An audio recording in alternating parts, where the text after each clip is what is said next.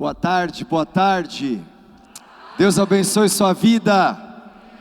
Que coisa boa estar aqui. Obrigado, pastor Sivonei, pastora Ângela. É uma alegria voltar aqui e não só ver, mas sentir o cheiro do que Deus está fazendo nesse lugar. Porque quando você está num ambiente onde a presença de Deus está, você sente o aroma de Cristo. Você consegue fazer assim, ó. Você sente o bom perfume de Cristo nesse lugar? Você sente o bom perfume de Cristo nesse lugar? Eu sinto que esse lugar exala o bom perfume de Cristo. Quando você chega perto de uma pessoa que ela é cheia de Deus, ao fazer assim, ó, você tem que sentir o bom perfume de Cristo que ela carrega. Quando você entra numa casa, aonde você vê pessoas cheias da presença de Deus, aquele ambiente está cheio da presença de Deus, e você entra, e você faz assim, ó, você sente o aroma de Cristo. Por que eu estou dizendo isso? Porque quando eu venho aqui, eu faço assim, ó, eu sinto o cheiro de Cristo nesse lugar. Eu sinto o bom perfume de Jesus nesta casa. Amém? Glória a Deus. Já que você sentou, queria pedir para você ficar em pé para a gente orar. Pode ser? É à tarde, eu comi um churrasco agora. Pensa só. Você tem que me ajudar a pregar. Você me ajuda a pregar, eu ajudo você a ficar acordado e a gente está juntos. Amém? Estenda as suas mãos. Pai, muito obrigado por esta conferência tão especial que começou ontem à noite com a vida e a vinda do Bispo Rinaldo. Obrigado por tudo que ele liberou aqui sobre esse ambiente profético. Obrigado, Pai, pela bênção do Senhor. Eu reconheço que existe uma unção nesse lugar e eu peço que o Senhor fale com este povo que está aberto para receber mais de Deus. Como nós vimos no texto, a tua palavra diz: esqueça o que se foi, não viva no passado. Eu estou fazendo uma coisa nova, ela já está surgindo.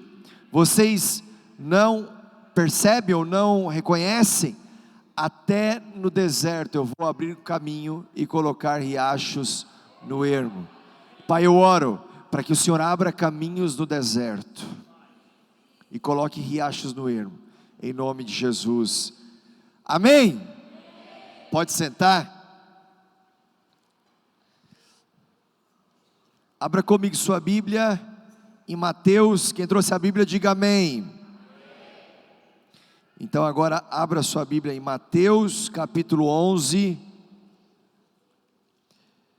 verso 12. Mateus 11, 12. Posso ler?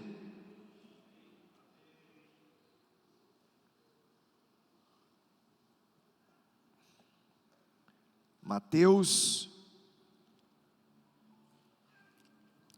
capítulo 11, verso 12, diz assim: desde os dias de João Batista até agora, o reino dos céus é tomado à força, e os que usam de força se apoderam dele. Vamos ler todos juntos? 3, 2, 1.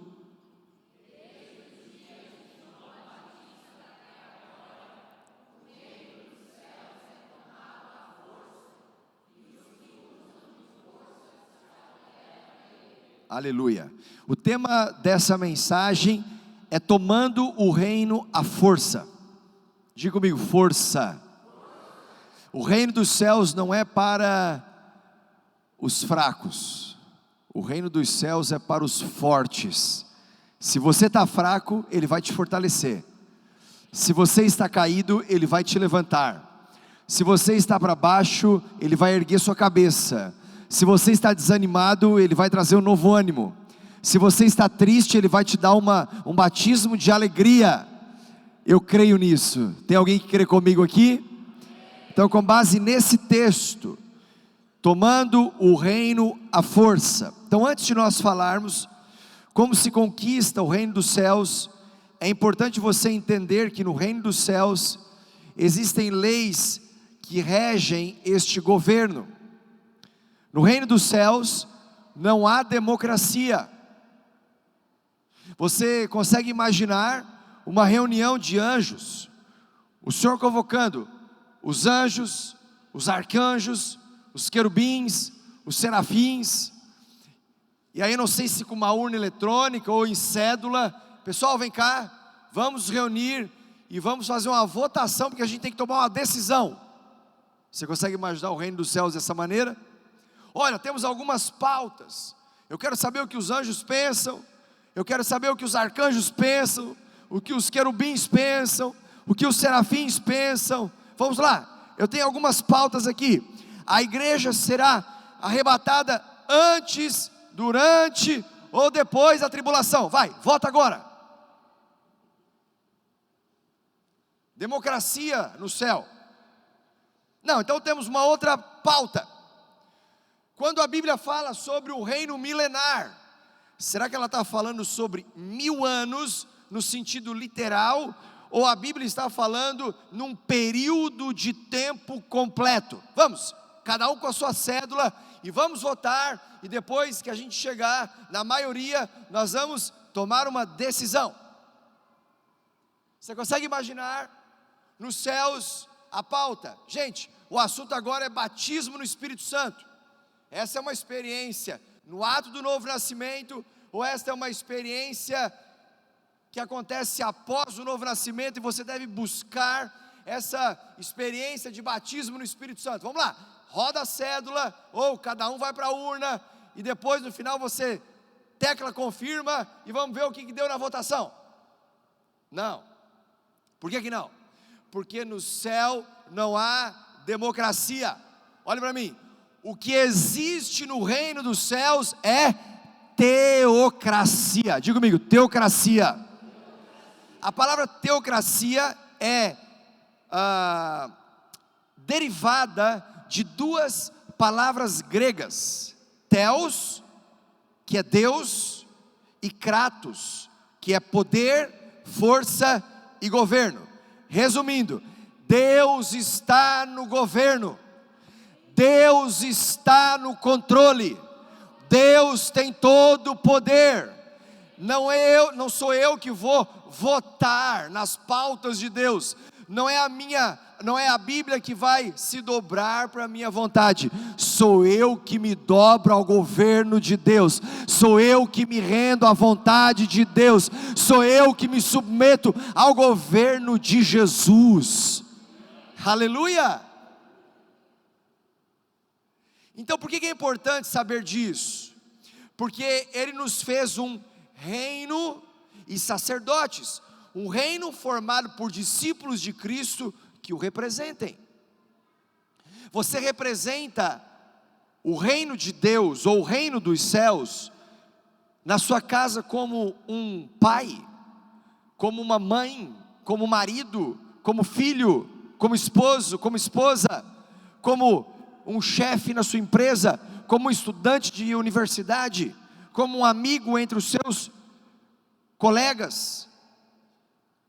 Apocalipse capítulo 5 verso 10 diz: tu os constituíste reino e sacerdotes para o nosso Deus, e eles reinarão sobre toda a terra. Então voltando aqui, o reino dos céus não é um ambiente de democracia, o reino dos céus é um ambiente de teocracia. O que significa teocracia? Teo, Deus, kratos, poder, força e governo. Resumindo, Deus está no governo, Deus tem todo o poder, a força emana do povo, não, a força emana de Deus. A força que você precisa emana de Deus, vem de Deus, é liberada por Deus. Aleluia! Dia 31, agora, quinta-feira, se comemora 507 anos da Reforma Protestante.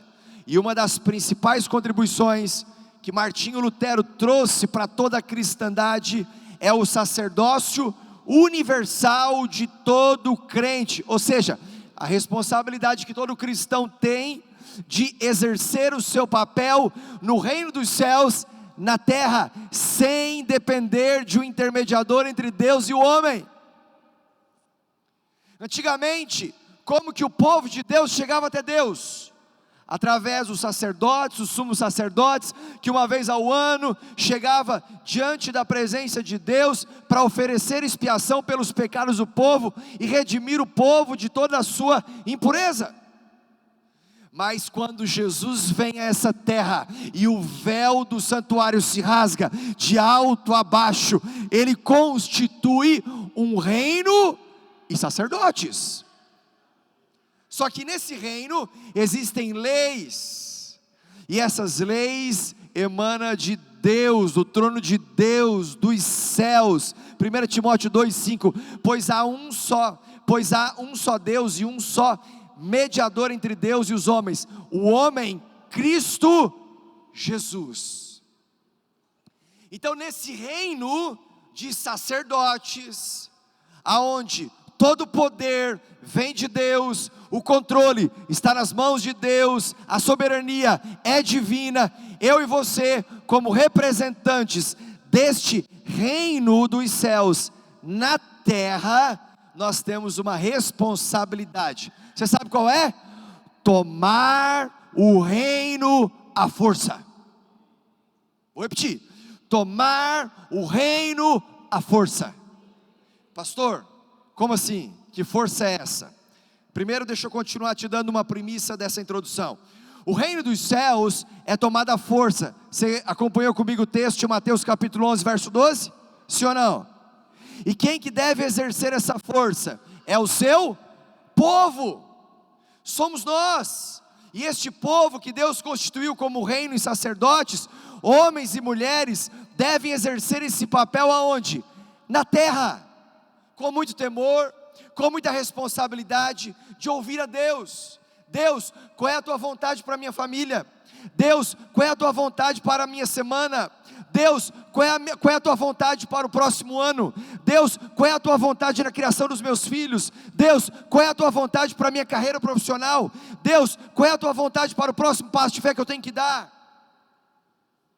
Então o temor e a responsabilidade de ouvir a Deus e colocar em prática o que Deus fala, porque as leis que regem este reino não são daqui, não são da terra. É por isso que a justiça divina é que dá o peso correto da balança. Ou seja, Deus julga as motivações, Deus julga as intenções. Então quando você entende isso, vai entender que nós fomos chamados à conquista. Eu sou uma pessoa apaixonada por conquistar, porque quando eu olho para a Bíblia, o que eu enxergo de capa a capa? Conquista.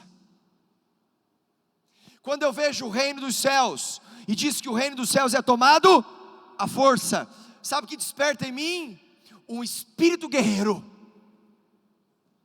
Você tem uma semana pela frente, eu não sei você, mas eu quero enfrentar essa semana e vencer essa semana. Nós temos um novo mês que vai começar daqui a pouco. Eu não sei você, mas sabe o que eu quero? Eu quero vencer novembro, eu quero vencer dezembro, eu quero vencer 2024, eu quero vencer cada batalha que surge na minha vida. Por quê? Porque Ele nos chamou para tomar o reino dos céus à força. Olha para a pessoa que está do seu lado, diga assim: ei guerreiro, mais uma vez, ei guerreiro, que seja despertado em você o espírito de coragem. Diga assim: que o espírito de Josué, como um guerreiro, seja despertado em você. Aleluia. Então no reino espiritual não existe campo neutro. Quando você entende isso, que nós fomos chamados para tomar posse da vitória já conquistada por Jesus no Calvário, então tudo deve ser conquistado, e conquistado à força. Mas Jesus não estava falando sobre a força do braço. Eu estou aqui falando sobre você conquistar a força. Você já dá uma olhada aí para o seu corpo, para a sua barriguinha. Você falou assim, bah, eu estou morto. Deveria ter entrado na academia, já me falaram, eu não entrei. Você está pensando isso? Não. Não é a força do seu braço. Não é a força da sua inteligência. Não é a força da sua capacidade. Nem tampouco a força do seu dom natural. Não é sobre essa força que a Bíblia está falando. Não é sobre isso. Não é porque você tem um dom natural que você vai conquistar pela força do seu dom natural. Só um exemplo hipotético. Imagine que uma banda secular que não serve ao Senhor, os seus integrantes são amigos do pastor. Pense comigo aí. Crie um mapa mental, tudo bem? Esse pastor, ele está começando uma igreja, e ele não tem músicos nesta igreja, mas ele tem amigos que tocam numa banda secular. Então o que ele pensou? Espera aí, se existe uma força do dom natural, deixa eu chamar os meus amigos que sabem tocar guitarra, que sabem tocar bateria, que sabem tocar baixo, que cantam muito bem. Eu vou trazê-los para o meu culto, porque eu não tenho uma banda, eu não tenho músicos convertidos. Vou começar uma igreja e nós vamos agora começar a cantar. Qual o impacto que isso vai trazer no mundo espiritual? Olha para mim, nenhum. Qual força de conquista que isso vai ter? Nenhuma. Por quê? Porque Deus não se impressiona com o dom natural. Não é na força da sua habilidade, da sua capacidade. Seria mais ou menos como você ir num culto como esse, como você ir num cinema assistir um filme. Você está só ouvindo uma boa música. É como se você estivesse indo no restaurante apreciar uma boa comida daquele chefe que cozinha como ninguém. É como você ir num teatro e assistir uma grande peça. Por quê? Porque no louvor da igreja, o reino de Deus tem que ser tomado à força. A força. Aqui nós temos músicas contemplativas, aonde nós rendemos louvores a Deus, e nós queremos encontrar o olhar de Jesus, enquanto nós o adoramos. Senhor, eu te adoro por quem Tu és, eu te adoro pela Sua bondade, eu te adoro pela Sua benignidade, eu te adoro pela Tua fidelidade, eu te adoro porque Tu és eterno, porque Tu és o mesmo ontem, hoje, para todo sempre. Então nós paramos e contemplamos a Deus. Enquanto nós contemplamos, nós louvamos o Seu nome. Mas nós não temos músicas somente contemplativas. Existem músicas que elas são de conquistas. Por quê? Porque ela precisa aumentar a fé no meu coração, para que eu avance e vá para o meu próximo nível. Músicas contemplativas, músicas de conquistas, músicas de quebrantamento, onde você vem aqui e você, enquanto está louvando a Deus, seu coração está se quebrantando, porque a Bíblia diz que um coração contrito e quebrantado não desprezarás, ó Deus. Existem tantos outros tipos de músicas, como a de celebração, e você vem e entra em júbilo, você vem e recebe um batismo de alegria, você vem e celebra o nome do Senhor. Nós temos músicas de gratidão. Senhor, obrigado pelos Teus feitos, obrigado pela redenção, pela salvação. Senhor, muito obrigado pelo que o Senhor operou essa semana. Obrigado porque o Senhor me tirou da lama, das trevas, da escuridão, da mentira, do engano, dos vícios, do adultério. Eu não sei qual é o seu testemunho, mas quando você canta, você engrandece e agradece a Deus. Mas veja, independente do estilo de música, todos precisam tomar o reino dos céus à força. Por isso que um ministro, ele não pode chegar num culto aqui despreparado, vindo de qualquer lugar, e simplesmente cair aqui na plataforma de paraquedas, como se ele estivesse fazendo um show num barzinho, como se ele estivesse fazendo uma peça de teatro. Não, ele está aqui cantando uma música de gratidão, de contemplação, de conquista, de avanço, e não importa o tipo, a mentalidade e o coração precisa ser de tomar o reino dos céus à força. E eu estou falando só sobre uma área, a exemplo da música. Então veja, independente desse estilo, nós temos que chegar com uma vida de consagração, uma vida no altar. Nós temos que chegar alinhados com a palavra, e para isso é fundamental ter autoridade espiritual para tomar o reino dos céus à força. O diabo, ele não se impressiona com um grito e com a batida do seu pé. Quando você diz, sai daqui, o que tem que saber é se existe autoridade espiritual, quando você dá um comando dizendo, eu te repreendo e mando embora em nome de Jesus. Não é na força do meu nome, mas é na força do nome daquele que tem todo o poder. O nome pelo qual um dia todo joelho se dobrará e toda língua confessará que Jesus Cristo é o Senhor. Aleluia! Então isso tem a ver com postura. Diga comigo, postura. E eu quero falar nessa tarde sobre 4 posturas de como nós podemos tomar o reino de Deus à força. 4 posturas de como nós podemos e devemos tomar o reino de Deus à força. Se você estiver anotando, anote isso. Para tomar o reino dos céus à força, a primeira postura é uma postura de batalha espiritual. A primeira postura é uma postura de batalha espiritual. É isso mesmo, existe uma guerra espiritual. O mundo espiritual é muito mais real do que o reino da matéria. O mundo espiritual é muito mais real do que aquilo que você está vendo. É muito mais real do que aquilo que você está tocando.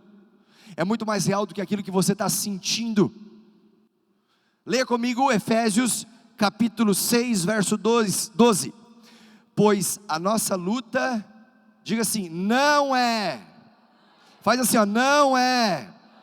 Olha para o seu irmão e diga assim, ó, não é contra mim. Você está do lado da esposa, ela já começou a entender, não é contra mim. Do lado do marido, já entendeu, não é contra mim, não é contra você.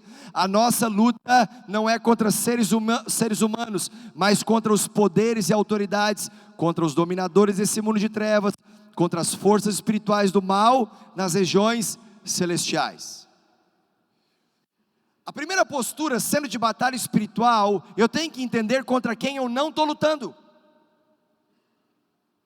contra quem eu não estou entrando em guerra, quem não é o meu adversário, quem não é o meu oponente.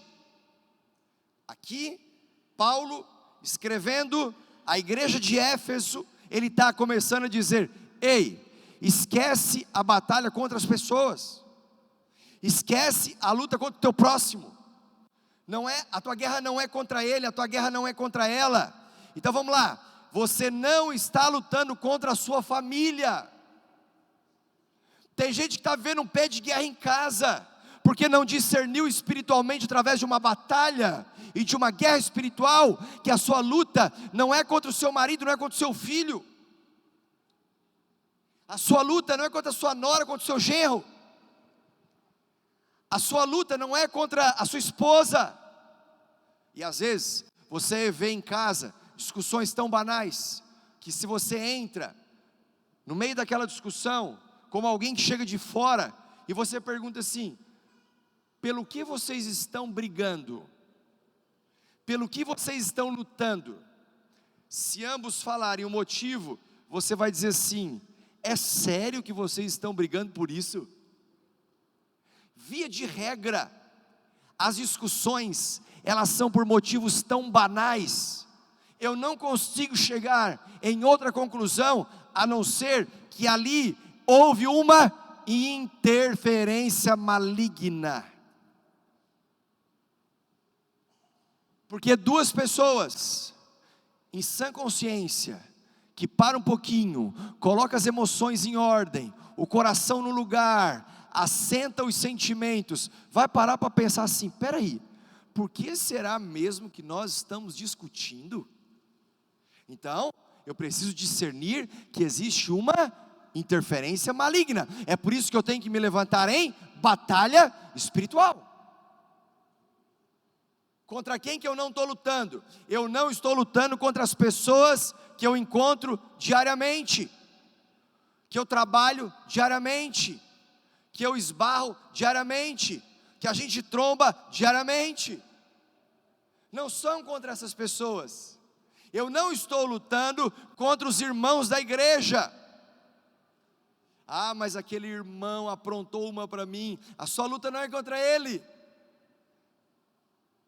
O papel de acusador é do diabo, e ele faz o papel como ninguém. Se você está querendo ocupar esse posto, eu sinto te informar, vai perder.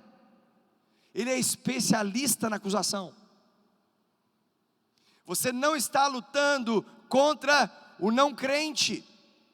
Não espere a postura de um crente, sendo que ele ainda não é nascido de novo. Você não está lutando contra as autoridades, sejam elas espirituais, como líderes que agem sobre a sua vida, ou não espirituais, que ocupam funções de influência na sociedade. A nossa luta não são contra as pessoas. A sua batalha espiritual é contra quem? Diga assim comigo: contra as forças do mal, nas regiões celestiais. Quem estava na Catalyst Conference esse ano, na sexta-feira, o pastor Gustavo Paiva, um amigo, ele é muito movido no profético.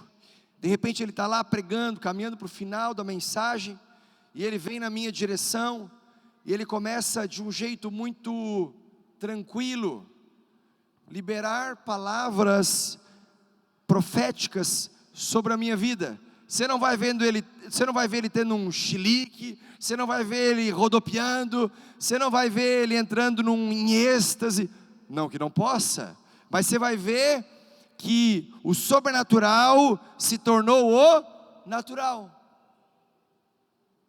Por quê?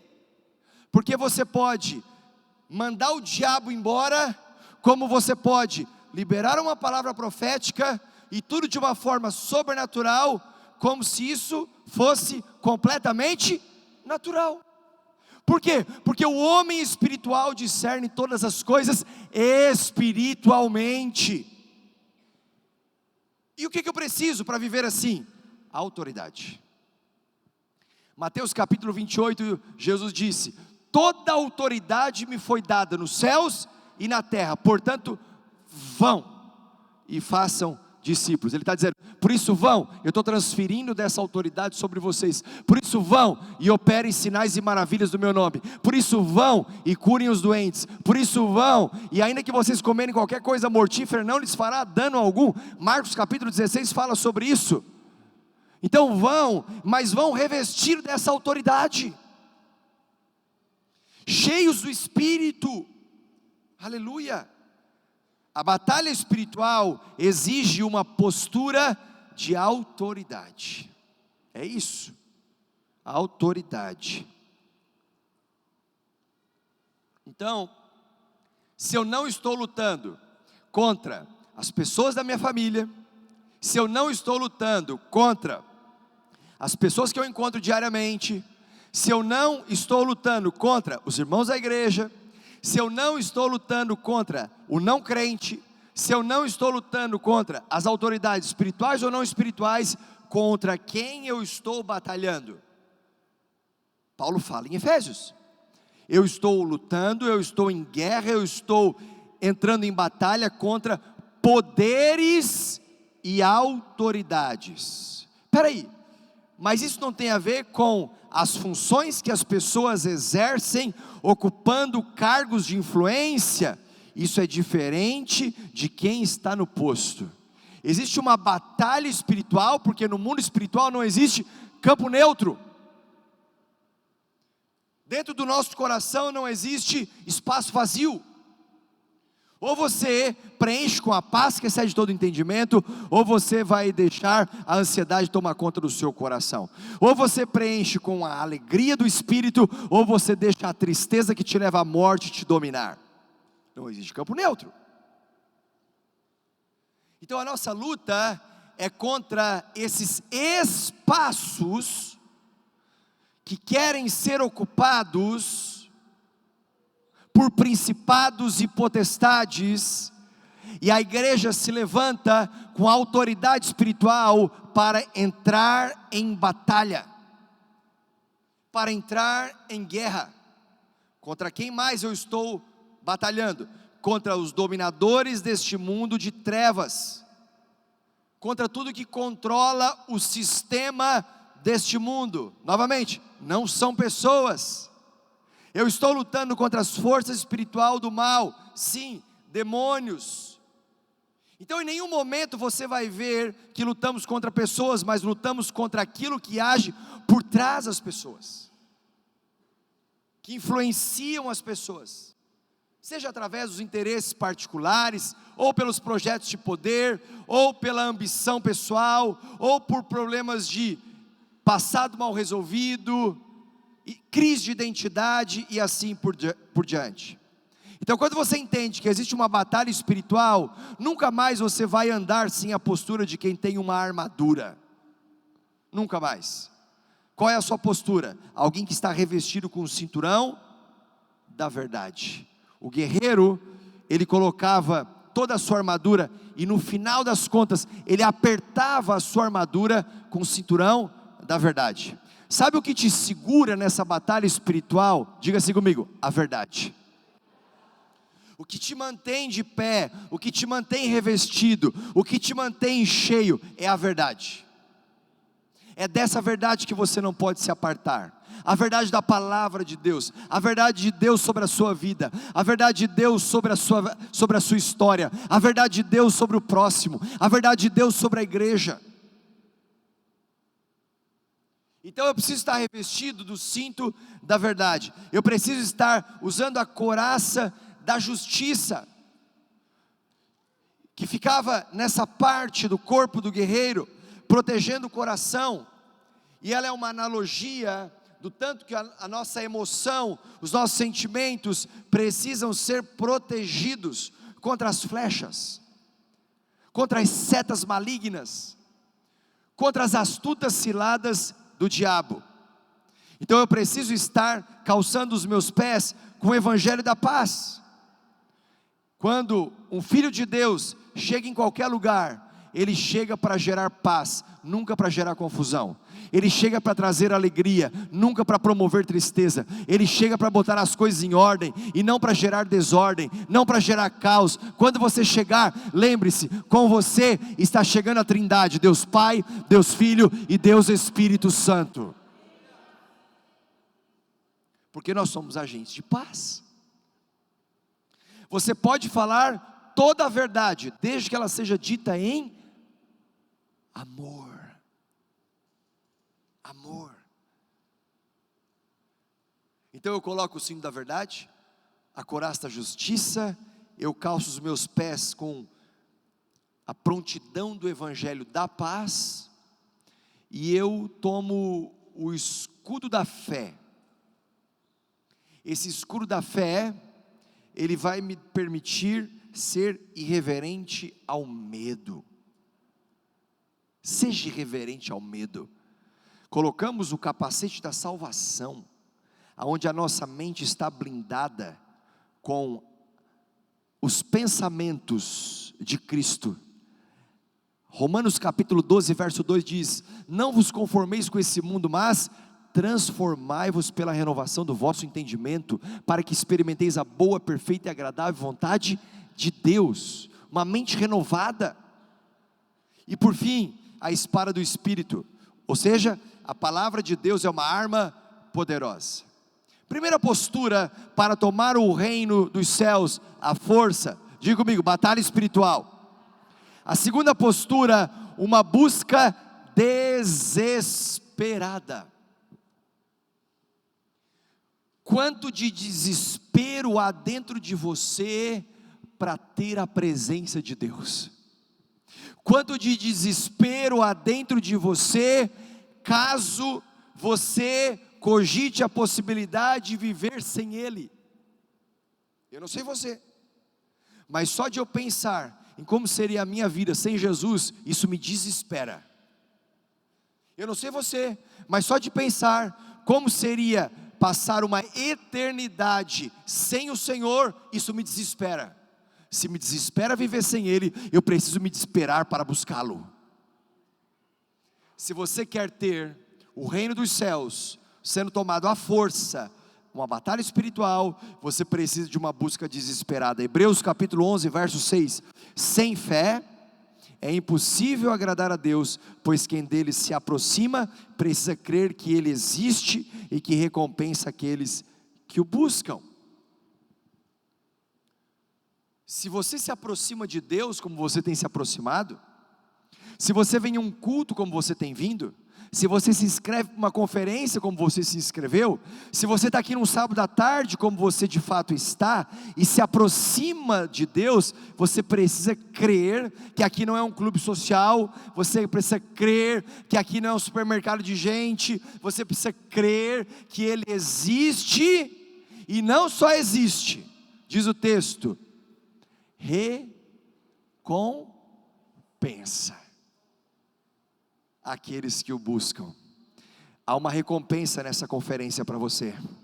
Há uma recompensa pela sua busca desesperada. Há uma recompensa pela sinceridade do seu coração. Há uma recompensa por você se aproximar de Deus. E ao se aproximar de Deus, você se distanciou do mundo. Estar aqui significa que você não está em outro lugar. Ah, pastor, mas isso é tão óbvio. Mas às vezes as pessoas não conseguem discernir. Estar aqui significa que você não está no pecado. Estar aqui significa que você abandonou o mundo. Estar aqui significa que você não está em outro lugar fazendo qualquer outra coisa e você priorizou a Deus. Então, quando você se aproxima de Deus, você precisa crer que existe uma recompensa, porque você está buscando a Deus. Imagine que uma pessoa adoeceu e ela vem te pedir uma oração.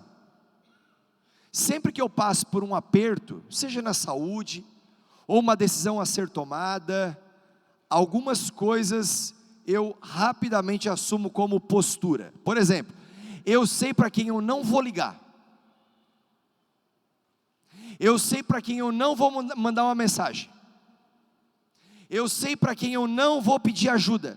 Eu sei para quem eu não vou falar, porque eu já sei o que eu vou receber, e eu já sei o que eu realmente preciso ouvir. Imagine que você tem uma doença, e essa pessoa ela está desesperada por uma cura, e ela chega para o irmão e diz, ore por mim. O irmão diz assim, vamos orar, mas que seja feita a vontade de Deus. É óbvio que seja feita a vontade de Deus. Mas sabe qual é a minha obrigação? A minha obrigação é orar e crer que Deus vai curar. Ele me mandou orar. Ah, pastor, mas e se Ele não curar? Se Ele não curar, o problema não é meu. O meu papel é fazer minha parte, tomando o reino de Deus à força, trazendo à existência aquilo que ainda não existe. Aleluia. Pois vamos orar, mas que seja o que Deus quiser, né? A minha busca desesperada é de alguém que crê na recompensa. Tanto é que Ele me mandou pedir até receber. Ele me mandou bater até que a porta seja aberta. Ele me mandou buscar até encontrar. Então eu sou da geração que aprendeu a insistir com Deus. trazendo o reino de Deus à força. A força da oração, a força do jejum, a força do clamor, a força da postura de fé, e você vai trazendo o reino dos céus para a terra. Isso vai influenciando a cultura da sua própria vida. Aleluia. Então a postura de quem se aproxima de Deus deve ser a postura de quem tem certeza que vai receber. Eu não me permito chegar a um culto se eu não tiver uma expectativa elevada de que Deus fale comigo. Eu não me permito chegar no momento de adoração como se eu estivesse num show gospel, cantando uma música aleatória, podendo fazer qualquer outra coisa, como se eu estivesse num restaurante. Não. A minha busca, ela precisa ser intensa, sincera, desesperada. Eu sou fominha por culto, eu não sei você. Eu sou fominha por culto, eu sou fominha por palavra, eu sou fominha por uma palavra profética. Eu lembro que quando eu jogava futebol no São Paulo, e nós íamos disputar uma partida do Campeonato Paulista, contra algum time do interior, e a gente chegava com o nosso ônibus, todo uniformizado, e eu lembro que em alguns lugares nós chegávamos, e o time adversário, ele ficava esperando a gente chegar, e ao descer do ônibus, nós víamos pela janelinha do vestiário, o time adversário espiando a gente chegar, porque eles ficavam impressionados, com o time do São Paulo chegando. Só de eles estar nos espiando pela janelinha, a nossa postura de vitória já nos colocava 2-3-0 antes do jogo começar. Mas tem crente que inverteu o papel com o inimigo e vai para a janelinha e fica espiando. Ai, será que o inimigo está entrando aqui na minha casa agora? Ai, será que o inimigo está entrando na minha empresa agora? Deixa eu te falar uma coisa, bota essa armadura de Deus, coloca o cinturão da verdade, a couraça da justiça, os sandálias da preparação do evangelho da paz, o capacete da salvação, toma o escudo da fé, a espada do Espírito, e começa a botar esse diabo para correr. Você tem que entrar em campo, já ganhando de 2-0, batalha espiritual, e uma busca desesperada. Eu não vou sair desta conferência sem receber de Deus uma palavra, sem receber de Deus uma direção. Mas tem um segredo: quem dele se aproxima. Tem um segredo: quem dele se aproxima. Não queira entrar em batalha espiritual, nem querer recompensa, se você não for próximo de Deus. Se aproxime de Deus, por uma busca desesperada. A terceira postura, para tomar o reino dos céus à força, entrega agressiva. É isso mesmo, se você estiver anotando, anote isso, uma entrega agressiva, porque a gente é muito agressivo para pedir, a gente é muito agressivo para reivindicar, a gente é muito agressivo para clamar, a gente é muito agressivo para expulsar demônios, a gente é muito agressivo para tomar posse. A pergunta é: será que a sua entrega é na mesma proporção do seu pedido? Porque a nossa entrega, ela tem que ser agressiva na mesma proporção do nosso clamor, do nosso pedido, das nossas reivindicações, das nossas declarações. Salmos 37:5, entregue o seu caminho ao Senhor, e confie nele, e Ele agirá. Você quer ver Deus agindo na sua vida? Você quer ver Deus agindo no seu casamento? Você quer ver Deus agindo na sua saúde? Você quer ver Deus agindo no seu negócio, nas suas finanças, no seu namoro, nos seus estudos, na sua carreira? Você quer ver Deus agindo na sua igreja? Entregue o seu caminho ao Senhor, e que a sua entrega seja agressiva. Agressiva como, pastor? Que agrida o mundo espiritual. Porque a sua generosidade revela a avareza do outro.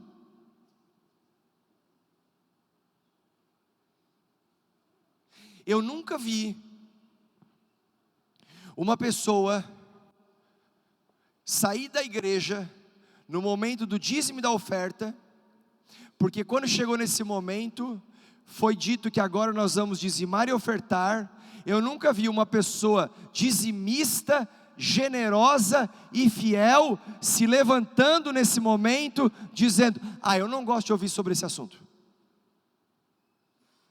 Mas eu já vi pessoas se levantando e indo embora, porque quando é o momento de entregar, ela se levantou e foi embora. Por quê? Porque ela é dizimista, generosa e ofertante? Não. É porque ela foi confrontada na sua avareza, então ela se incomodou pela sua postura de retenção. Porque a Bíblia fala que aquele que dá, que dê com alegria. Então esse momento é um momento de alegria, de celebração, de júbilo. E eu não estou falando só sobre finanças, eu estou falando sobre o seu tempo. Porque existem 3 T's que definem a nossa entrega generosa. Diga assim comigo: tempo, tesouro e talento. Mais uma vez: tempo, tesouro e talento. A sua entrega do seu tempo, ela tem que ser agressiva. Deus, abre uma porta de emprego para mim. Deus, eu preciso ganhar mais. Deus, me promove aqui nessa empresa. Aí Deus abre uma porta de emprego, você entra nesse lugar, Ele te recompensa com um recurso maior, te promove porque você pediu, aí você começa a se ocupar com essa empresa, e daqui a pouco cadê você no culto? Não veio. Por que não veio? Está trabalhando, foi viajar, e agora? Está cansado. Por que você não veio no culto? É porque eu não tenho mais tempo. Por que você não tem mais tempo? Porque eu estou trabalhando demais. Não, então nós vamos começar a orar ao contrário. Deus despromove ele, não é? Despromove ele, desaumenta o salário dele, tudo palavra nova aqui, tá? Desaumenta o salário dele e desemprega ele de novo. Por quê? Porque daí depois agora ele vai começar a buscar desesperadamente a tua presença. Porque agora eu estou prosperando, então eu não tenho mais tempo. Tempo, a sua entrega tem que ser agressiva. Deus, a minha prioridade é o Senhor, está aqui o meu tempo.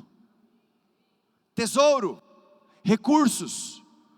Deus, eu não quero ser só fiel nos meus dízimos, eu quero transbordar na minha oferta, eu quero ser conhecido muito mais pela minha generosidade do que pela minha prosperidade. Agressivo na entrega. Tempo, tesouro e talento. Mas é porque eu ainda não descobri o meu dom. Tem gente que passa uma vida inteira tentando procurar, achar o seu dom. Deixa eu te falar uma coisa: você não encontra o seu dom procurando, você encontra o seu dom servindo. Vou repetir. Você não encontra o seu dom procurando, você encontra o seu dom servindo.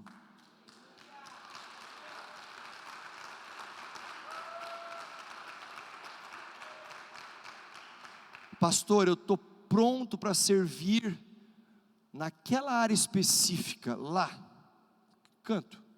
Não, mas lá não precisa. Tá, mas tem tudo isso aqui que precisa. Não, mas a hora que vagar lá, olha, pode contar comigo. Sabe quando é que vai vagar lá? Nunca. Enquanto você não começar a servir aqui. Não, é que eu estou procurando o meu dom. Não, comece a servir onde precisa, irmão. Uma entrega agressiva do seu tempo, do seu tesouro e do seu talento. Aleluia. Entregue o seu caminho ao Senhor, confia nele. Você veio no culto, primeira vez, entregou seu coração a Jesus. Aí vem a janela de segunda a sábado. Você entregou no domingo, mas na segunda você pegou seu coração de volta. Senhor, eu te entrego todo o meu coração, recebo o Senhor como meu único e suficiente Salvador. A partir de hoje a minha vida está nas tuas mãos. Eu declaro que o meu nome está escrito no livro da vida. Daqui para frente eu vou ter uma nova história em nome de Jesus, amém, amém. Deus abençoe, boa semana, vá, vence e volte. Segunda-feira, segunda-feira dá o coração para cá. E o caminho? Não, o caminho sou eu que faço. E as decisões? Ah, não, essa aqui sou eu que decido. Aliás, eu estudei para isso. O senhor nem fez faculdade.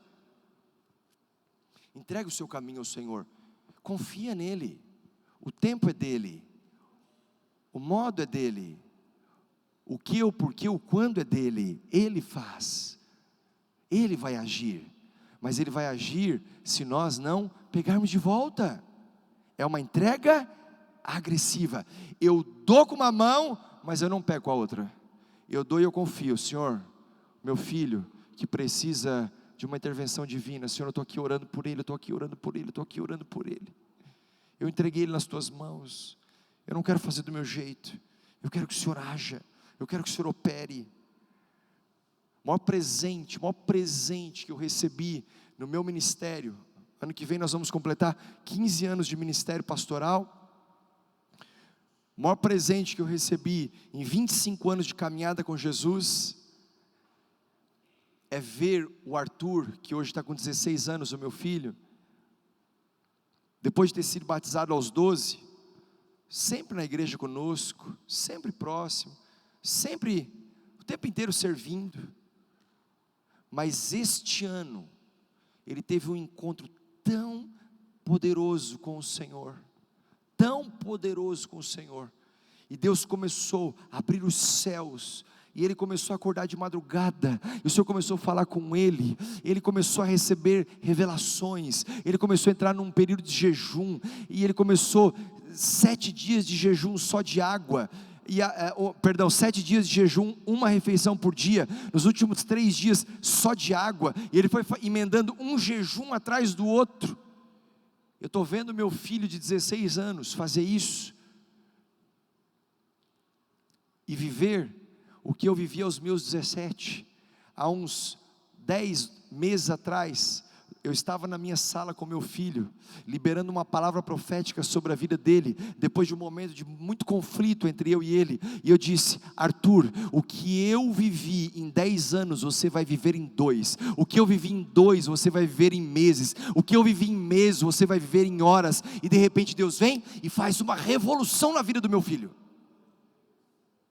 O maior presente que eu recebi, não é ter uma igreja em expansão, não é ter 4.000 pessoas que se reúnem num domingo, não é ver pessoas o tempo todo entregando sua vida a Jesus, tudo isso é maravilhoso, mas é ver a minha casa aos pés do Senhor.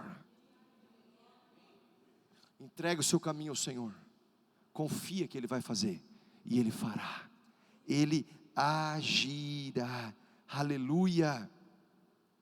A quarta e última postura, para tomar o reino dos céus à força, se você estiver anotando, anote isso: corrida violenta.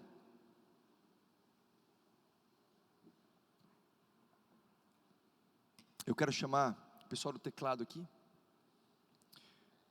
A quarta postura, a sua corrida, a sua jornada, ela precisa ser violenta. 1 Coríntios capítulo 9, verso 24. Vocês não sabem que de todos os que correm no estádio, apenas um ganha o prêmio? Corram de tal modo que alcancem o prêmio. O Senhor, meu irmão, não faz acepção de pessoas, não faz, mas cada um tem uma recompensa diferente.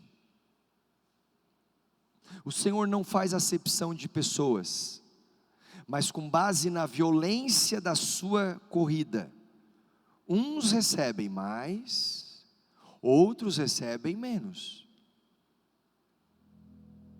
Será que Deus tem filhos preferidos? Eu acho que não, mas caso porventura tenha, eu já decidi, eu quero ser um deles. Acho que não. Mas se de repente ele tiver, a minha corrida, ela precisa ser tão violenta no mundo espiritual, com uma postura tão firme de quem quer tomar o reino dos céus à força, que eu vou correr e não vou olhar para trás, porque eu estou focado numa coisa: tem uma recompensa lá na frente. Tem uma recompensa lá na frente. Eu vou te relatar alguns acontecimentos que está registrado e foi encontrado no diário de um homem. E ele foi relatando e deixando registrado as experiências das suas pregações. E no diário estava assim, e eu vou caminhando para o final.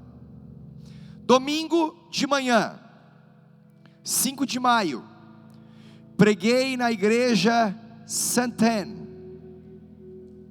Pediram-me para nunca mais voltar. Domingo à tarde, 5 de maio, preguei na igreja St. John. O diácono me disse: saia e não volte. Domingo de manhã, 12 de maio, preguei na igreja St. Jude. Também não posso mais voltar lá. Domingo à tarde, do mesmo 12 de maio, preguei na igreja de St. George. Fui chutado novamente. Domingo de manhã, 19 de maio, o terceiro domingo, preguei em uma igreja San alguma coisa. Os diáconos fizeram uma reunião especial e disseram que eu não posso mais voltar lá. Domingo à tarde do mesmo 19 de maio, preguei em outra igreja. Domingo à tarde, 19 de maio, preguei na rua. Tiraram-me da rua. Domingo de manhã, 26 de maio, mais um domingo, preguei em meio a uma campina. Me expulsaram como se eu fosse um búfalo solto durante o culto. Domingo de manhã, 2 de junho, preguei no limite da cidade, à beira da estrada, e me expulsaram. Domingo à tarde, 2 de junho, culto da tarde, preguei em um pasto, e 10.000 pessoas vieram me ouvir. Sabe de quem é esse diário? John Wesley.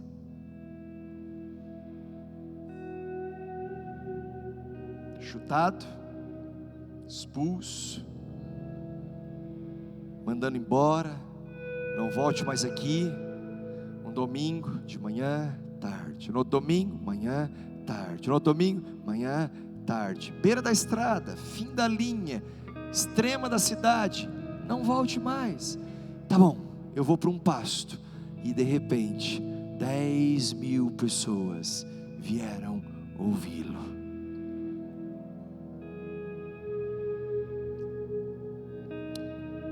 Eu termino dizendo: vá após Deus. Ninguém mais poderá atrapalhar sua corrida. Não importa o quanto as outras pessoas não reconheçam seu ministério, seu dom. Corra após Deus violentamente. E o coro dos santos, torcedores do céu, que já sabem que o reino dos céus é tomar a força, estará torcendo por você. Hebreus capítulo 12, verso 1. Portanto também nós, uma vez que estamos rodeados por tão grande nuvem de testemunhas, livremo-nos de tudo que nos atrapalha e do pecado que nos envolve, e corramos com perseverança a corrida que nos é proposta. John Wesley liderou o movimento metodista na Inglaterra no século 18, foi ordenado diácono da igreja anglicana.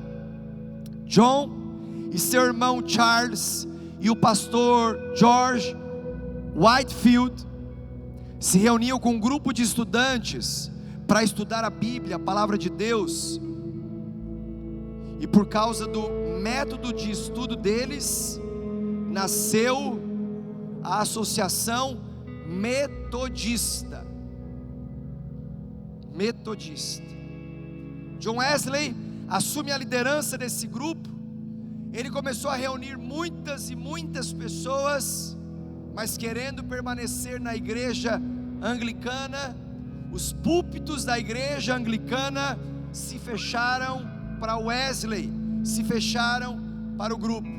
Foi quando em 1784 as sociedades metodistas passaram a atuar independentes. John Wesley faleceu e depois disso nasce a igreja metodista. Eu termino dizendo para você que o reino dos céus é tomado à força por 4 posturas. Fique de pé e diga assim comigo: batalha espiritual, busca desesperada, entrega agressiva e corrida violenta. É assim que se toma o reino dos céus, a força, através de uma batalha espiritual, de uma busca desesperada, de uma entrega agressiva e de uma corrida violenta. Eu quero terminar orando com você. Qual resposta você vai dar a esta palavra? Alguns precisam entrar em batalha espiritual, outros precisam de uma busca desesperada, outros precisam entregar com agressividade o seu tempo, o seu tesouro, o seu talento. Outros ainda precisam começar a correr violentamente, porque sabe que não tem mais tempo a perder.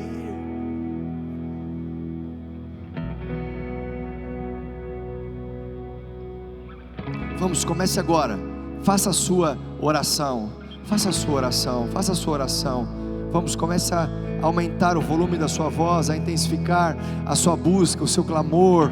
Vamos, em nome de Jesus. Pai, vem com poder, vem com unção, vem com graça, vem com favor do alto.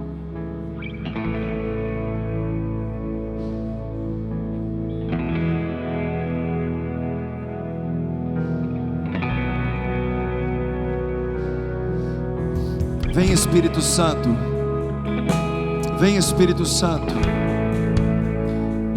Violentamente, vem, Espírito Santo.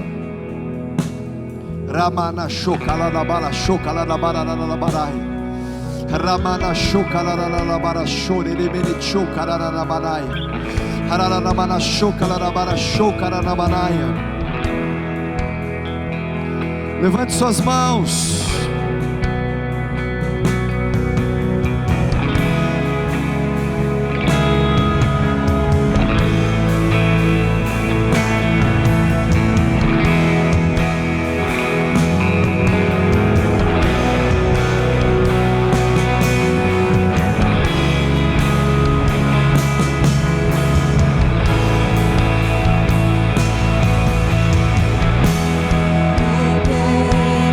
Say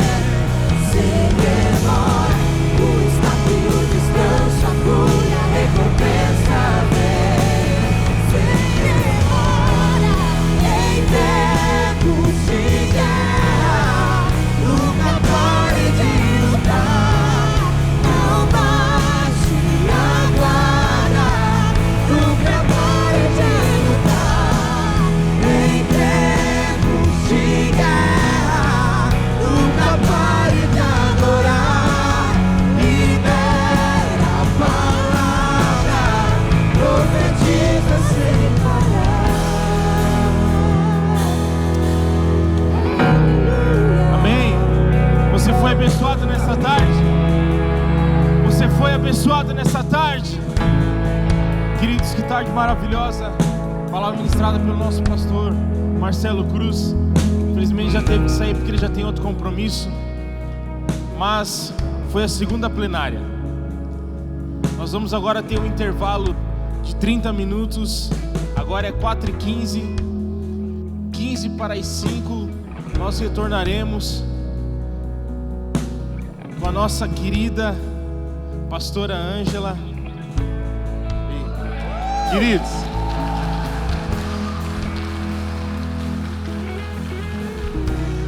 eu tenho certeza que será extraordinário o que Jesus vai fazer.